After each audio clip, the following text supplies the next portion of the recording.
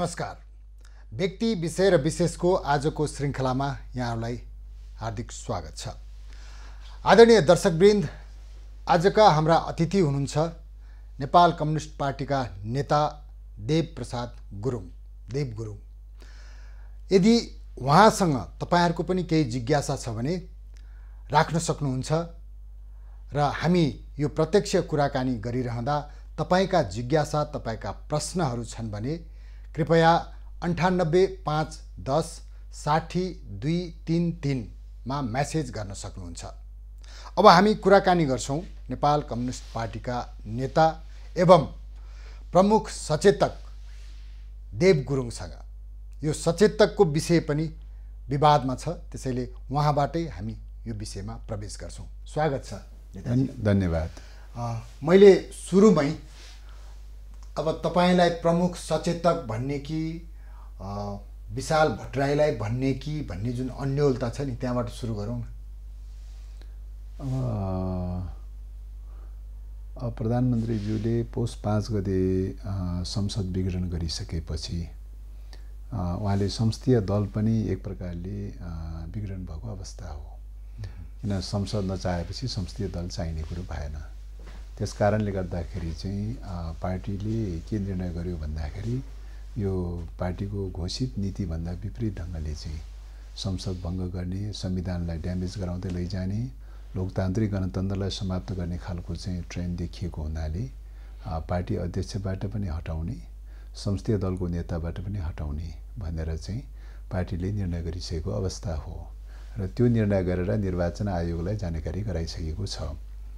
त्यसो भएको हुनाले चाहिँ दलको नेता पनि हटाइसकेको अवस्था, खाली निर्वाचन आयोगमा विचाराधीनको अवस्थामा रहेको स्थिति भएको हुनाले चाहिँ उहाँले नैतिक दृष्टिकोणले पनि र फेरि उहाँले गरेको पौष 5 गतेको कदम चाहिँ सर्वोच्च अदालतले उल्टाइदिइसकेपछि उहाँको कदम सबै अवैधानिक भयो, असंवैधानिक भयो भन्ने कुरा साबित भइसकेपछि चाहिँ उहाँले नैतिकताको आधारमा राजीनामा दिनुपर्ने कुरा हो।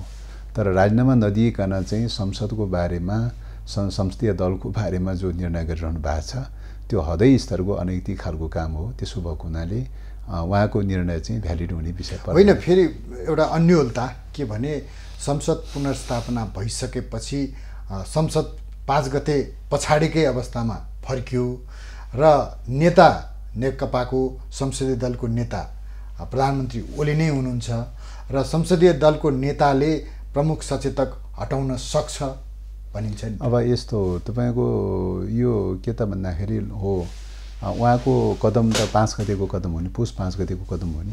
पौष 5 गतेको कदमले त संसद सिद्ध्याएको हो। संसद सिद्ध्याएर फेरि पुनर्स्थापित हुने भनेर भन्नका लागि त उहाँ ब्याक हुनु पर्यो नि। उहाँले मैले गल्ती गरेँ, पौष 5 गते जुन कदम चाल्यो त्यो कदम चाल्नु गल्ती भयो, म रिजाइन गर्छु भनेर रिजाइन गरेर आउनु पर्यो नि। रिजाइन गरेर आएर पौष 5 गते भन्दा अगाडिको स्थितिमा आउँछु भनेर मैले गल्ती गरेँ भनेर चाहिँ रिजाइन गरेर आउनु भयो भने उहाँको नैतिक आधार बन्छ, नैतिक बल बन्छ, उहाँ संसदीय अभ्यासमा जाने हैसियत हुन सक्छ त्यो अवस्थामा, हैन। उहाँले चाहिँ पौष 5 गतेको कदम पनि ठिक हैन भनेर चाहिँ तपाईको अहिलेसम्म रिजाइन नगरिकन जो बसिरहनु भएको छ, त्यसले गर्दाखेरि त पौष 5 गते पछि जसरी चाहिँ जुन कदम चाले त्यो चाहिँ सही थियो भन्ने कुराको अडान हो उहाँको चाहिँ। त त्यो रूपले अडान लिइरहेको अवस्थामा उहाँ संसद बारेमा गर्ने नैतिक हैसियत गुम्छ त उहाँको त। उहाँले त संसदलाई त सिद्ध्याउनु भयो त। अनि संसदलाई सिद्ध्याउने अनि संसदको बारेमा यो गर्छु र त्यो गर्छु भनेर भनिरहनु त चाहिँ कुनै नैतिक ग्राउन्ड त रहँदैन त। उहाँले त्यो बेलामा नैतिक ग्राउन्ड बन्छ जुन बेलामा उहाँले चाहिँ सर्वोच्च अदालतको फैसलालाई चाहिँ आत्मसातीकरण गरेर चाहिँ उहाँले राजीनामा दिनुभयो भने, प्रधानमन्त्रीबाट राजीनामा दिएर उहाँ केयरटेकरमा परिणत हुनुभयो भने त्यो बेलामा चाहिँ तपाईको संसद बारेमा एउटा हैसियत चाहिँ हुन सक्ने कुरा भयो, नैतिक हैसियत हुने कुरा भयो। राजीनामा त उहाँले म दिन्न हो, त्यही कारणले गर्दाखेरि अविश्वासको प्रस्ताव हो त्यो कारणले गर्दा गर्छु भनिसक्नु भयो। राजीनामा नदिने खालको जो अडान हो त्यो उहाँको, त्यसको तात्पर्य त के त पौष 5 गते मैले जे कदम चालेँ त्यो सही भन्ने कुरा भयो नि, हैन। त्यसकारणले त्यो कदम पछि नि देव गुरुङजी, त्यो कदम पछि तपाईहरुले पनि चालेको त्यो नेकपा भन्ने दल दुई फ्याकमा, दुई चिरामा चिरिसकेपछि उहाँले भन्दा पनि अगाडि तपाईहरुले कार्यवाही गरेर उहाँलाई साधारण सदस्य समेत नरहने गरी हटाइसकेको, अध्यक्षबाट हटाइसकेको र संसदीय दलको नेता कमरेड प्रचण्डलाई बनाएको तपाईहरुले पनि घोषणा गर्नुभयो। त्यो गरिसकेपछि तपाईहरुले आधिकारिक रूपमा यो संसदीय दलको नेता अनि त्यसपछि अविश्वासको प्रस्ताव, भोलिको प्रधानमन्त्री यो भन्ने प्रस्तावहरू चाहिँ अगाडि बढाउन सक्नु भएन, झन् अन्यल सृजना भयो भन्छन् नि त। हैन, यो त यस्तो हो। पहिलो कुरा त के हो त भन्दाखेरि यो निर्णयहरू गरिसकेपछि जब अब संसद विघटन भएको अवस्थामा, निलम्बित भएको अवस्थामा, एक प्रकारले निष्क्रिय रहेको अवस्थामा अरू त्यो बेलामा कति चाहिँ तपाईको मतलब संसदसँग जोडिएका काम कारबाहीहरू कति सञ्चालन हुने, कति सञ्चालन नहुने भन्ने कुरा एउटा विचाराधीनको अवस्थामा रहेको स्थिति। पुनर्स्थापना भइसकेपछि मात्रै चाहिँ तपाईको चाहिँ त्यस सम्बन्धी आवश्यक कागजपत्रहरू आदान प्रदान गर्ने, पत्रचार गर्ने प्रक्रियाहरू सुरु हुन्छ हैन। यो भइ पनि राखेको छ। त्यसो भएको हुनाले पुनर्स्थापना भइसकेपछि बीचमा गरेका काम कारबाहीहरूको सन्दर्भमा सर्वोच्च अदालतले गरेको फैसलाको स्पिडमा गरेका काम कारबाहीहरू चाहिँ मान्य हुने भए, सर्वोच्च अदालतको स्पिडभन्दा फैसलाको निर्णयभन्दा विपरीत खालका गरेका काम कारबाहीहरू बेठिक हुने भए। कुरा त त्यो हो चाहिँ हैन।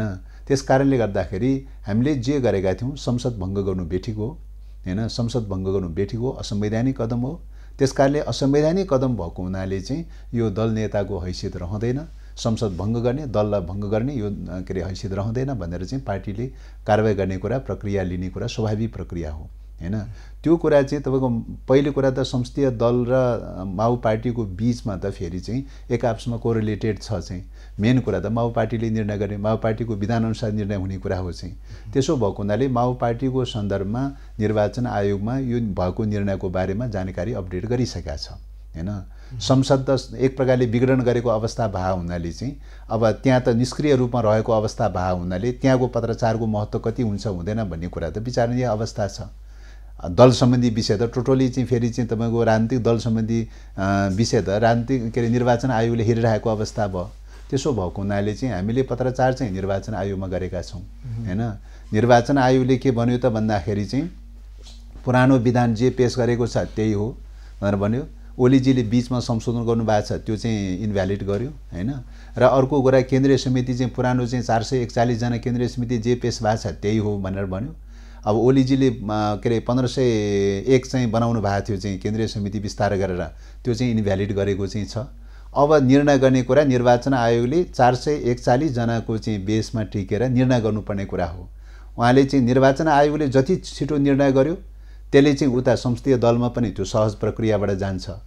त्यसले जति विलम्ब गरिदियो चाहिँ तपाईको चाहिँ त्यो माओ पार्टीको चाहिँ तपाईको भनेपछि तपाईहरु अन्यलमा हुनुहुन्छ हो। त्यो निर्वाचन आयोगको चाहिँ तपाईको निर्णय चाहिँ अन्यलतामा राखिदिएको कारणले गर्दाखेरि चाहिँ के भयो त भन्दाखेरि संसदतर्फ अब संसद सक्रिय हुने टाइम त भइसक्यो, पुनर्स्थापना भएपछि त अब सक्रिय हुने टाइम। तपाईहरुले त्यो संसद पुनर्स्थापना भन्दा अगाडि अविश्वासको प्रस्ताव त पहिल्यै पेश गरिसकेको भन्ने छ। त्यो अविश्वासको प्रस्तावलाई कार्यान्वयन गर्ने अनि त्यसपछि त्यो अविश्वासको प्रस्ताव सँगसँगै प्रधानमन्त्रीको पनि विकल्प दिनुपर्छ नि त। अब अविश्वासको प्रस्तावको बारेमा पनि चाहिँ अब यो कानुनी रूपले संवैधानिक रूपले छलफल गर्नुपर्ने चाहिँ छ।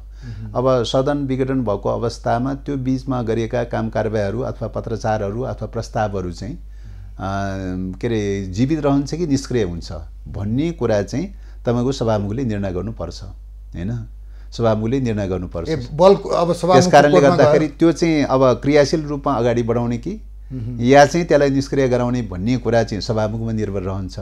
अब सदन चालु हुने भइसकेपछि 23 गते चाहिँ बैठक बस्ने भइसकेपछि 23 गतेभन्दा अगाडि सायद उहाँले निर्णय गर्नु होला भन्ने लाग्छ हैन। एउटा पाटो त्यो। तर खैर जे होस् उहाँप्रतिको अविश्वास त दलले त प्रकट गरिसक्यो, मेजोरिटी त प्रकट गरिसक्यो भन्ने कुरा त चाहिँ त्यही चाहिँ तपाईको चाहिँ अविश्वासको प्रस्तावले पुष्टि गरिसकेका छ त होइन। त्यो त हो, तर आम तपाईहरुको त्यो घर झगडाको परिणाम हो यो सबै राजनीतिक यो विकृति देखिएको छ नि तपाईहरुको। तर एउटा कुरा आम नागरिकले हेर्दाखेरि, नागरिकले बुझ्दाखेरि यति ठुलो 2/3 सरकार, यति ठुलो दलले बनाएको सरकार र जनताको नेतृत्व गर्ने सरकार भनेर भनिरहँदा जुन किसिमको अन्योलता देखियो, अस्थिरता देखियो, संसद विघटनसम्म पुग्यो नि, त्यो विघटन हुँदाको परिस्थिति त सर्वोच्च अदालतमा विचाराधीन थियो। त्यहाँबाट टुङ्गिसकेपछि अब के त निकास भन्दा झन् रुमल्यो। कोही सांसद किनबेच हुन्छ भन्छन्, कोही सरकार झन् बलियो भयो भनेर बोल्दै हिँड्नु भएको छ। हो के त यो अन्यलता कसरी चिर्ने? यसमा यस्तो पहिलो कुरा त हो, निश्चित रूपले यो बहस पार्टीभित्रैबाट सुरु भएको हो, तर यतिखेर पार्टीभित्रको बहसको रूपमा मात्रै यो सीमित छैन। किन भन्दाखेरि संसद भङ्ग गर्ने र संसद भङ्ग गर्ने बित्तिकै संसद र संविधानको चाहिँ तपाईँको मुटु हो चाहिँ, त संविधानको मुटुमाथि आक्रमण भइसकेपछि, मुटु नै तपाईँको चाहिँ ड्यामेज गराउने वेबाट गइसकेपछि मान्छे कति दिन बच्छ भन्ने कुरा हुन्छ। त्यस स्थितिमा संविधान नै तपाईँको चाहिँ एक प्रकारले कोमामा पुगेको अवस्था हो हैन। त्यसैले संविधान नै कोमामा पुग्ने भनेर भनेको चाहिँ के हो त भन्दाखेरि राज्य नै विफल हुने दिशामा जाने हो कि भन्ने खालको स्थिति पैदा भएको अवस्था हो, डेमोक्रेसी सिद्धिने हो कि भन्ने खालको स्थिति पैदा भएको अवस्था हो। खैर यो अवस्थालाई चाहिँ तपाईँको सर्वोच्च अदालतको फैसलाले चाहिँ सकारात्मक ढङ्गले चाहिँ यसलाई जीवित गराउने, संविधानलाई जीवित गराउने, संसदलाई जीवित गराउने, रेगुलर कोर्समा लैजाने प्रक्रियामा सर्वोच्च अदालतले हिस्टोरिकल फैसला गरेको छ।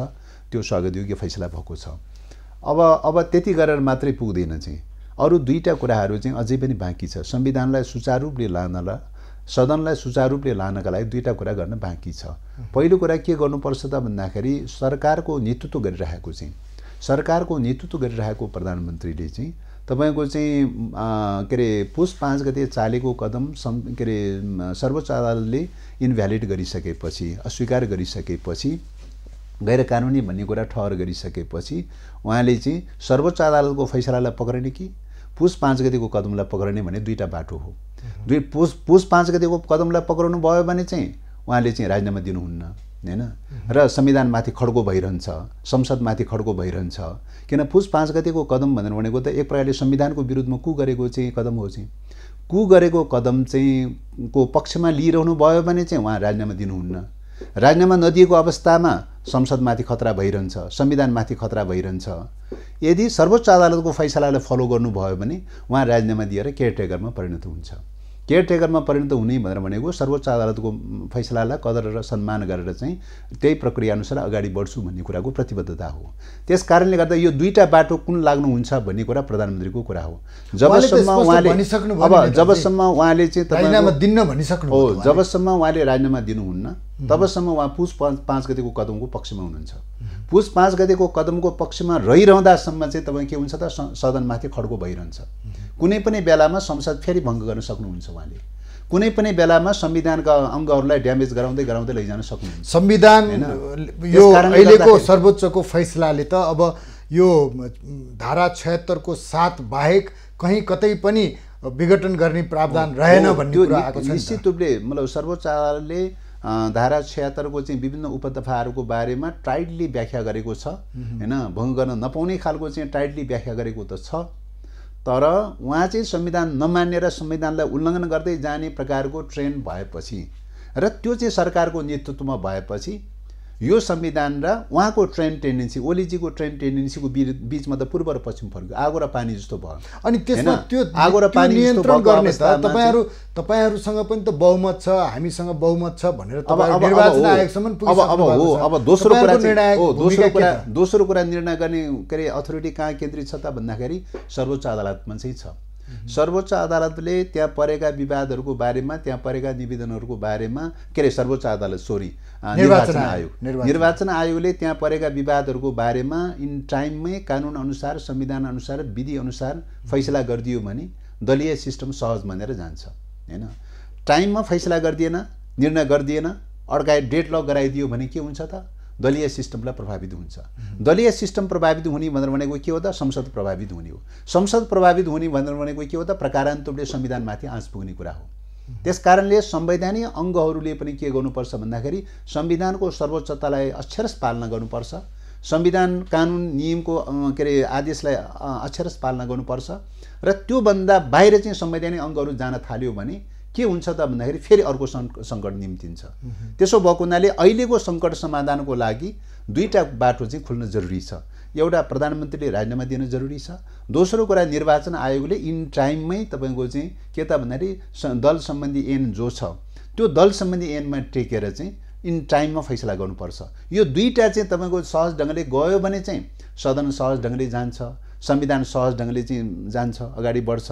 अब यो दुईटा कुरामा चाहिँ अड्कियो भने चाहिँ तपाईको के हुन्छ त फेरि पनि सदनमा खड्को हुन्छ, संविधान मिलेर जाने सम्भावना कति छ देव गुरुङजी तपाईहरुको मिलेर जाने प्रधानमन्त्रीसँग होइन मिल्छ कि मिल्दैन मिल्ने र नमिल्ने भन्ने कुरा चाहिँ यो निरपेक्ष विषय होइन यो त सापेक्षतामा अन्तर्निहित छ सापेक्ष भनेको विचारमा अन्तर्निहित छ विचार भनेको तपाईको दुईटा बाटो देखा पर्यो एउटा पुस 5 गतेको कुको बाटो देखा पर्यो हैन एउटा चाहिँ त्यो भेटीको यो संविधान रक्षा गर्नुपर्छ यो सदन रक्षा गर्नुपर्छ डेमोक्रेसीको रक्षा गरेर जानुपर्छ भन्ने दुईटा धार त देखा पर्यो अब दुईटा धारमा चाहिँ तपाईको चाहिँ एउटै धारमा नजाँदासम्म त मिल्ने भन्ने कुरा त हुँदैन त चाहिँ हैन एउटै धारमा जाने त बाटो देखिएन होइन हो एउटै धारमा जानका लागि के गर्नु पर्यो त पुस 5 गते कुको कदमबाट ओलीजी ब्याक हुनु पर्यो नि ब्याक भएर सर्वोच्च अदालतको आदेशलाई सिरोपारे गरेर जान तयारी हुनु पर्यो नि उहाँले राजीनामा दिनुभयो भने अब तपाईहरुले चाहिँ उहाँले आत्मसातीकरण गरेर गल्ती भयो भनेर आत्मसातीकरण गरेर चाहिँ रिजाइन गरेर आउनु भयो भनेदेखि त चाहिँ अब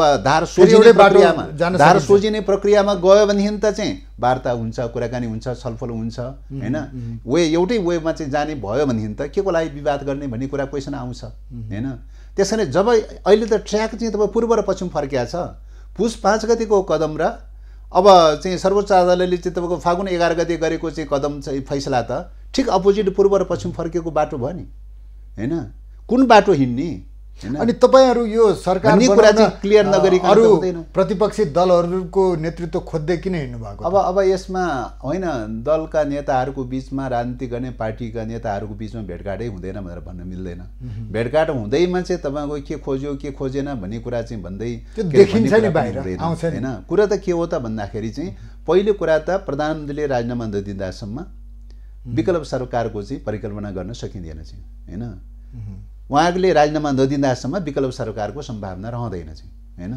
उहाँले राजीनामा दिइसकेपछि बल्ल चाहिँ तपाईको के हो त भन्दाखेरि संविधानको कोर्स भित्र जान्छ संविधानको कोर्स भित्र गइसकेपछि संविधानको कोर्स अनुसार चाहिँ सदनको कोर्स अनुसार चाहिँ सरकार गठन विघटन कसरी बनाउने एकल बनाउने अथवा बहुमतबाट बनाउने गठबन्धनबाट बनाउने या कुन वेबाट जाने भन्ने कुरा त्यो नर्मल कोर्सबाट जाने कुरा हो अहिले नर्मल कोर्समा प्रवेश भइसकेका छैन चाहिँ नर्मल कोर्समा प्रवेश भइसकेका छैन जबसम्म प्रधानमन्त्रीजीले रिजाइन गर्नुहुन्न तबसम्म नर्मल कोर्समा जाँदैन हैन नर्मल कोर्समा नजाने भन्नुको तात्पर्य पुस 5 गतेको कदमको खड्को चाहिँ त्यो रहिरहेको छ उहाँले राजीनामा नदिँदासम्म त्यो खड्को रहिरहन्छ त्यो खड्को रहिरहँदासम्म दलहरु के गर्नुपर्छ त भन्दाखेरि त्यो खड्कोलाई कसरी पन्छाउने भन्ने कुरामा दलहरु बीचमा अन्डरस्ट्यान्डिङ हुनुपर्छ सहमति हुनुपर्छ समझदारी हुनुपर्छ त्यसो भयो भने त्यो खड्कोलाई चाहिँ पन्छाउन सकिने सम्भावना हुन्छ पन्छाएर सबै संविधानको कोर्समा लैजान सकिन्छ हैन सबै संविधानको कोर्समा गयो नर्मल कोर्समा गयो भने अनि बल्ल चाहिँ सरकार गठन पुनर्गठन गठबन्धन कसरी जाने भन्ने कुराको बाटो खुल्छ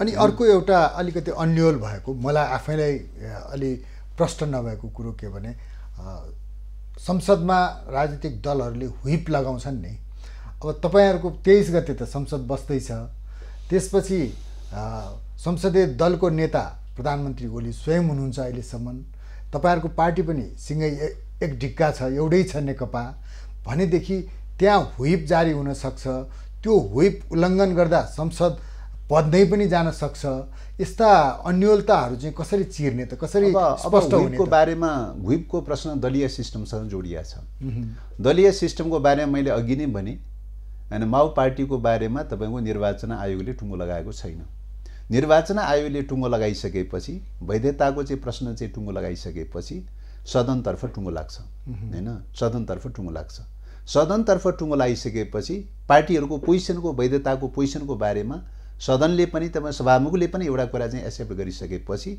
अनि त्यहाँबाट कसको व्हिप लाग्छ र कसको व्हिप लाग्दैन भन्ने कुरा क्लियर हुने कुरा हो हैन अहिले त के छ त भन्दा माओ पार्टी विवादमा चाहिँ छ माओ पार्टीको चाहिँ तपाईको विधानको दफा चाहिँ तपाईको 56 र 57 ले के भन्छ त संसदीय दलको बारेमा सबै प्रकारका नीति निर्देशन नेतृत्व लगायत सबै प्रकारको निर्णय गर्ने अथोरिटी चाहिँ तपाई पार्टी केन्द्रमा अन्तर्निहित छ हैन उले गरेको निर्णयको आधारमा जानुपर्छ भनेर भन्छ त्यसले त्यो विधानमा टिकेर चाहिँ एउटा निर्णय त गरिसकेका छ हैन त्यो निर्णय निर्वाचन आयोगमा पेन्डिङ छ चाहिँ हैन भनेपछि त यो अवस्थामा त तपाई के छ त सबै पक्षहरु विचाराधीनको अवस्थामा छ नि विचाराधीनको अवस्थामा रहेको अवस्थामा विचाराधीनको अवस्थामा रहेको अवस्थामा व्हिप कुनै पनि चाहिँ क्रियाशील हुँदैन यो विचाराधीनको अवस्थामा रहेको अवस्थामा व्हिप क्रियाशील हुनलाई त के हुनु पर्यो त भन्दाखेरि पहिलो कुरा यो निरूपण हुनु पर्यो या त यो निरूपण नहुँदै चाहिँ सभामुखले क्लियर गरिदिनु पर्यो चाहिँ कसको व्हिप लागू हुन्छ र कसको व्हिप लागू हुँदैन भन्ने कुरा सभामुखले क्लियर गरिदिनु पर्यो अब एउटा कुरा स्पष्ट भन्नु, त्यसकारणले सभामुखले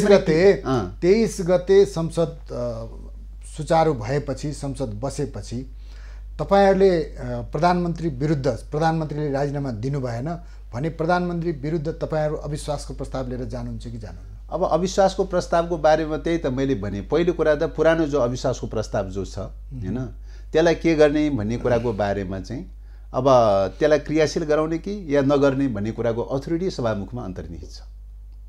सभामुखले त्यसबारेमा कुनै दिन चाहिँ सायद फाइनल गर्नुहुन्छ। त्यो संसद बस्नुभन्दा अगाडि नै सायद फाइनल गर्नुहुन्छ, त्यो फाइनल गर्नुहुन्छ।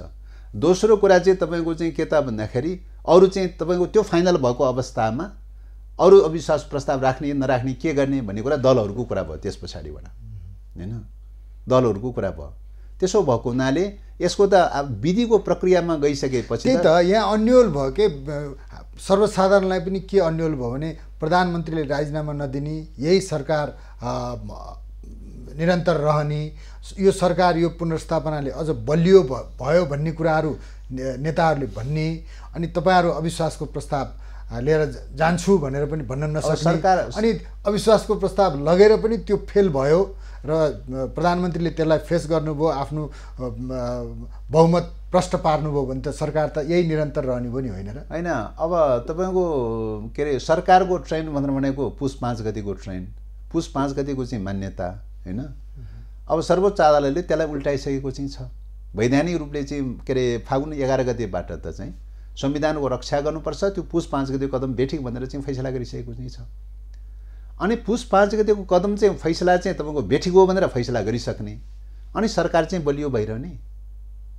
सरकार बलियो भनेर भन्नुको तात्पर्य त के हो त भन्दाखेरि म सर्वोच्च अदालतको फैसलाको अपज्ञा गर्ने, अपमान गर्ने, हैन अङ्कगणितले काम गर्छ नि त देवगुरुजी, अपमान गर्ने र संसदमा त अङ्कगणितले काम गर्छ नि। पुस 5 गतेकै कदम ठिक हो भनेर चाहिँ अडान लिइरहने कुरा हो। पुस 5 गतेको कदमलाई साथमा लिएर चाहिँ तपाईं सदनमा कसरी फेस गर्न सक्नुहुन्छ? आफूलाई जन्माउने आमालाई सिध्याउने चाहिँ हैन वंशनाश गर्ने सन्ततिले चाहिँ अनि सदनमा कसरी फेस गर्न सक्छ? त्यो अनैतिकताको पाटो, त्यो फेस गर्ने पाटो एकातिर होला, उहाँले फेस गर्नु होला, मैले गर्छु पनि भनिसक्नुभयो। उहाँका सहयोगी मित्रहरूले पनि हामी प्रधानमन्त्रीले अविश्वासको प्रस्ताव आयो भने फेस गर्छौँ, राजीनामा दिनुहुन्न भनेर जुन टेको लगाइरहनु भएको छ नि, त्यसको तपाईहरुले पुष्टि गर्न सक्नु भएन कि हामी के गर्छौँ भन्ने तपाईहरुको निर्णय आएन। त्यस्तो त पञ्चायत कालमा पनि देखा परेको थियो। तत्काल पञ्च कायम राख्नुपर्छ, पञ्चायती सिस्टम कायम राख्नुपर्छ, राजाको सिस्टम कायम राख्नुपर्छ, राजाले रिजाइन गर्नु छोड्नु हुँदैन, कुर्सी छोड्नु हुँदैन भने त के देखा परेको थिएन? होइन, त्यो पाटो अलग हो। अब के गर्ने त तपाईहरु चाहिँ के गर्नुहुन्छ त? के गर्ने भन्ने कुराको बाटो चाहिँ तपाईको चाहिँ पहिलो बाटो चाहिँ तपाईको के हो त भन्दाखेरि दलीय बाटो खुल्नलाई निर्वाचन आयोगले बाटो खुलाउनु पर्छ। दलीय बाटो निर्वाचन आयोगले खुलाउनु पर्छ। दलीय बाटोलाई निर्वाचन आयोगले डेडलक गराउन पाउँदैन हैन। दलीय बाटो त निर्वाचन आयोगले खुलाउनु पर्यो नि। निर्वाचन आयोगले डेडलक गराइराख्ने, अनि दलीय बाटो चाहिँ त्यतिकै त खुल्दैन त चाहिँ हैन। त्यस कारणले गर्दाखेरि मलाई लाग्छ यो बाटो खुल्नलाई चाहिँ मैले अघिदेखि नै दुईटा कुरा अनि निर्वाचन आयोग दुईटा बाटो खुल्नुपर्छ भनेर भनेको छु। देवगुरुङजी, निर्वाचन आयोगले बाटो खोल्छ भनिरहनुहुन्छ, अनि तपाईका नेताहरू प्रतिपक्ष दलहरूसँग नेपाली कांग्रेस जसपा सहकार्य गर्ने आह्वान गर्न जानुहुन्छ। नेताहरूको बीचमा भेटघाट कुराकानीलाई अन्यथा मान्न मिल्दैन। कुराकानी हुन्छ, भेटघाट हुन्छ। राजनीतिक प्राणीहरूको बीचमा राजनीतिक नेतृत्व गर्ने पात्रहरूको बीचमा भेटघाट कुराकानी हुनै सक्दैन भनेर निरपेक्ष रूपले भन्ने विषय होइन। त्यो भन्न खोजिएको होइन, तर त्यही त कुराकानी हुने टुङ्गो लगाउन सक्नु भएको छैन भन्ने कुरो छ नि त। होइन, टुङ्गो लगाउने र नलगाउने विषय नै होइन नि। दलीय प्रणालीमा त दलीय चाहिँ प्रश्नको बारेमा त निर्वाचन आयोगले टुङ्गो लगाउनु पर्यो नि। निर्वाचन आयोगले टुङ्गो लगाएन भने जसरी प्रधानमन्त्रीले 5 गतेको कदमको बारेमा आत्मसातीकरण गरेर रिजाइन गर्नुहुन्न, तबसम्म त्यसको विरुद्धमा आवाज उठिरहन्छ सदनमा। जबसम्म निर्वाचन आयोगले दलीय प्रणालीलाई सिस्टमाइज गरेर लाँदैन तबसम्म सदनमा त्यो कुरा आवाज उठिरहन्छ। गर्दाखेरि चाहिँ सदनको तात्पर्य त के हो त भन्दाखेरि संविधानको ट्र्याकभित्र लिएर आउने कुरामा त लानु पर्यो नि। हरेक दलहरूको दायित्व र कर्तव्य र जिम्मेवारी के हो त भन्दाखेरि चाहिँ संविधानप्रति शपथ ग्रहण गर्ने, संविधानको जगमा निर्वाचन हुने, निर्वाचनको आधारमा चाहिँ संसद बन्ने हैन, अनि संविधानलाई भक्षण गर्ने अथवा संविधानलाई सिध्याउने खालको ट्रेनिङ इस्यु जताकतैबाट देखा। अब एउटा मलाई अर्को कुरा बताइदिनुस् त देवगुरुङजी, यो 20 गते जुन नेकपा को आधिकारिकतामाथिको जुन मुद्दा चलिरहेको छ नि सर्वोच्चमा 20 गते यसको फैसला आउँदैछ। ऋषि कटेलजीले हाल्नुभएको मुद्दाले उहाँलाई वैधानिकता दियो र तपाईँहरूको पार्टी नेकपालाई चाहिँ उहाँको वैधानिकता पाइसकेपछि स्वतः तपाईँहरूको रद्द हुन्छ। त्यो अवस्था सिर्जना भयो भने के गर्ने, के हुन्छ? अब त्यतातर्फ त कल्पना नगरौँ भन्ने लाग्छ। सर्वोच्च अदालत चाहिँ यही संविधानको रक्षार्थ जन्मिएको, संविधानकै आधारमा जन्मिएको संरचना हो हैन। र यो संविधान भनेको मल्टी पार्टी डेमोक्रेसीलाई चाहिँ एउटा फन्डामेन्टल एउटा बेस बनाएर तयार भएको संविधान हो हैन। मल्टी पार्टी डेमोक्रेसी भन्ने बित्तिकै मल्टी पार्टी सिस्टमलाई सहजीकरण गर्ने, सहजताका साथ अगाडि बढाउने हैन, त्यसको वैधानिक पाटा पक्षहरूलाई सहज ढङ्गले अगाडि बढाउनका लागि चाहिँ के अरे संवैधानिक अङ्गहरूले त्यसको भूमिका निर्वाह गर्नुपर्ने हुन्छ हैन। अब पार्टीको चाहिँ तपाईँको नामको कुरा गर्ने हो भने नेपाल कम्युनिस्ट पार्टी त थुप्रैले 5-7वटा 7-8वटा नाम राखेको छ र त्यसको फरक के त भन्दा कोस्टभित्रको चाहिँ सिग्नल चाहिँ फरक गरेर चाहिँ मात्रै अहिलेसम्म आइडेन्टिटी फरक गरेर चलाइरहेको चाहिँ छ। यही प्र्याक्टिसको आधारमा 3 वर्ष अगाडिदेखि नेपाल कम्युनिस्ट पार्टी कोस्टभित्र नेकपा बनाएर चाहिँ चलाउँदै आइरहेको छ। सदनमा भ्यालिड भइसक्यो, गभर्मेन्टमा भ्यालिड भइसक्यो, स्टेटले सबैले ओनरसिप लिएर भ्यालिड गरिसक्यो। यो अवस्थामा संवैधानिक अङ्गले चाहिँ त्यो इनभ्यालिड भनेर चाहिँ गरिदिनु भयो भने ठुलो संवैधानिक सङ्कट पैदा हुन्छ, दलीय सिस्टममाथि सङ्कट पैदा हुन्छ। दलीय सिस्टममाथि सङ्कट पैदा हुने भनेको संविधानमाथि सङ्कट पैदा हुने हो। त्यसकारणले मलाई लाग्छ के अरे सर्वोच्च अदालतले संसदमाथि र दलीय सिस्टममाथि नै सङ्कट पैदा गर्ने काम चाहिँ गर्छ भन्ने गर्दैन। ल त्यो नगरोस् हाम्रो पनि कामना। र अब जाँदै प्रधानमन्त्रीले राजीनामा दिनुभयो। अब त्यो सरकार गठन गर्ने जिम्मेवारी तपाईँहरूको काँधमा आयो भने तपाईँहरूको प्रधानमन्त्री को? अब त्यो बेलामा छलफल गरेर आपसी छलफल र सरसल्लाह गरेर तय गर्ने विषय हो। पहिलो कुरा उहाँको राजीनामा आउनु पर्यो। उहाँको राजीनामा आइसकेपछि संविधान, संसद र चाहिँ एउटा नर्मल कोर्समा जान्छ। दलको मान्यतामा पनि एक प्रकारले चाहिँ निर्वाचन आयोगको फैसला आउने बित्तिकै नर्मल कोर्समा जान्छ। सबै चिज नर्मल कोर्समा जान्छ। नर्मल कोर्समा जाँदाखेरि सबैको सन्दर्भमा अप्सन ओपन हुन्छ।